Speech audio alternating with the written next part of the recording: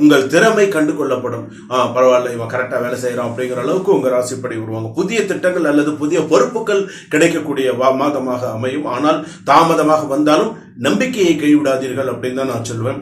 தொழில் செய்பவர்களுக்கு புதிய கான்டாக்ட், புதிய டீல் கிடைக்கிறதுக்கான வாய்ப்புகள் வரும். வெளிநாடு யோகம், வெளிநாடு போகணும்னு முயற்சி பண்ணினீங்கன்னா கண்டிப்பா நீங்க வெளிநாடு போகலாம். கண்டிப்பா உங்களுடைய முயற்சிகள் எல்லாமே சக்சஸ்ஃபுல்லா அமையறதுக்கான வாய்ப்புகள் இருக்கும். அதே போல முன்பு நின்று இருந்த சில பண வரவு இப்போது மெதுவாக ஓட ஆரம்பிக்கும். சில செலவுகள் கட்டுப்படுத்தினால் உங்களுக்கு சேமிப்பு அதிகமாகும். செலவுகளை கட்டுப்படுத்துங்க. அனாவசியமான செலவுகளை பண்ணுங்க, அவசியமான செலவுகளை பண்ணுங்க. அப்ப உங்களுக்கு சரியா இருக்கும். அதே போல காதல், அந்த மாதிரி சில விஷயங்கள் என்ன, உணர்ச்சியை மனதில் வைத்து பேசுங்கள். நீங்கள் சைலண்டாக இருந்தால் அவர்களுக்கு குழப்பம் ஏற்படும்.